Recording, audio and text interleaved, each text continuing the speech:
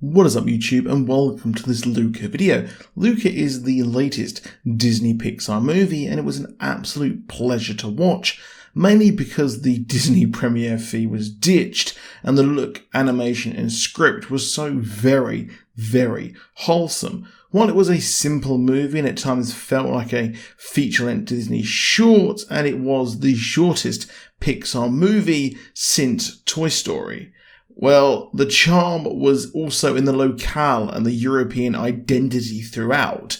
It felt very different to most Pixar movies I've seen, and really did feel a lot more wholesome and just generally fuzzy, to use lack of a better term. Now, the movie is set in the Italian Riviera, known for stunning seaside locations and small little locales. And while the location of Porto Rosso does not exist, it is an amalgamation of these towns set next to the Ligurian Sea, which is part of the Mediterranean. The name of Porto Rosso is not real, but it is instead an homage to Porco Rosso, the story of an Italian pilot, and is the subject of a Studio Ghibli movie itself, which was the biggest influence, with Luca basically being an homage to these legendary movies by Miyazaki. Also referenced is the music of Ennio Morricone, the iconic musician and film soundtrack guru who is considered to score this movie, but sadly passed away in 2020, but has left behind an iconic body of work. The plot itself of Sea Monsters has some basis in Italian and wider European legend. Speaking with the Lupa during a Q&A, the director Enrico Casarosa said this: "There is a wonderful town that is right next to La Spezia, which is close to Clinque-Terre, that has a legend of a helpful octopus that rang the church bell when the pirates were coming, which I always found fascinating," says Casarosa. Other places had dragons. There's a big history of sea dragons, for example. One is in San Frutuosa, which has the famous abbey. It's a beautiful place that we definitely took a lot of reference from, a place that is known for a dragon that lives there, which actually made us think they must have had great fishing there. So visually, some of those different ideas, the krakens and leviathans, and the mystery of those things were also very fascinating to me.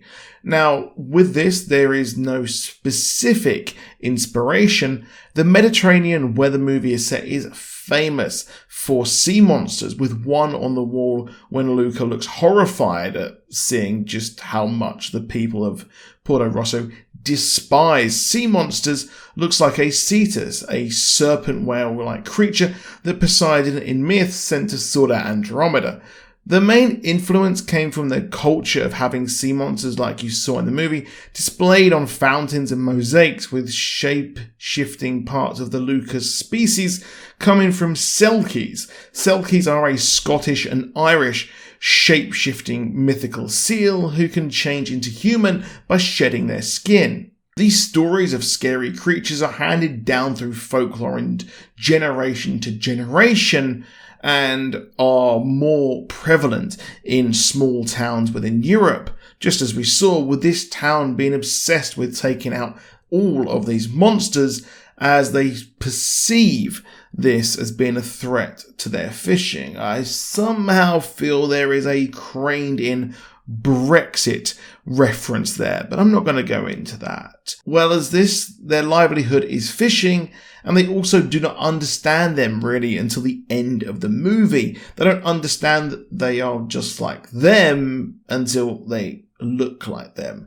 It's a very nice story, I think, and it's a very simple one, whereas the last Pixar movie we had with Soul was very, very deep there. As well as that, Coco as well was also very deep. And while this had some strong themes in it, it was presented in a easy and breezy way. And, well, I feel like it was presented more in a European, but also having a strong DNA through it of actually having a Studio Ghibli movie. As well as the inspiration of sea monsters in myth, especially how they're portrayed in this movie, is clear from the time the movie is set, as the movie revolves around the aim of buying a Vespa after not being able to build a working one. It's set around the 50s and 60s in Italy. Scooters like Vespas are ingrained in the DNA of Italy and even went across Europe, being a cultural icon in the UK as well. They were a sign of the boom and the culture post-World War II. However, as well as this, during this time, the 50s and 60s was the heyday of monsters movie, with 20,000 Leagues Under the Sea and The Creature from the Black Lagoon portraying the scary monsters of the deep. In the movie, we saw a poster showing monsters which looked a lot like the uncle of Luca, so it's evident that there is this inspiration. There are peppered many Easter eggs in the movie of the movie theme. There is actually a 20,000 Leagues Under the Sea poster, and also a poster for the classic Roman holiday, as there are many street signs as well that reference Italian movie makers. Julia also has nods to Disney heritage in her room, with a Donald Duck by the bed and a book that the movie Pinocchio was actually based on. Even at the early part of the movie, the boat that Luca and Alberto almost get spotted by was the Elena, a nod to the character in Coco. The legendary Luxo Pixar ball is in the movie during the race at the end of the movie, and the ticket that Alberto gives Luca has A113 on it, a nod to the legendary room at the California Institute of Arts that most of the Pixar founders came through, and is a common Pixar Easter egg almost in pretty much every Pixar movie. As well as the classic Disney and Italian movies, we have an homage to Porco Rosso, with a cat dressed up pretty close to how that main character looks in that movie. Further themes in the movie have a subtext of not being able to be accepted for who you are, and some have pointed out how this is similar to growing up queer. Now, personally, I cannot speak to that, and I'd love to hear from you in the comments on that subject, as it is incredibly interesting to me, as well. It is pretty much the subtext of the whole movie. I feel the message in the movie is broad enough for anyone under the umbrella of not being accepted or feeling that you're never going to be accepted, well, that someone is out there who will accept you for who you are. As well as this, we even got a good look at a Pizza Planet Easter egg, with the Pizza Planet truck from Toy Story appearing in the race scene. But what happens next for the film's characters?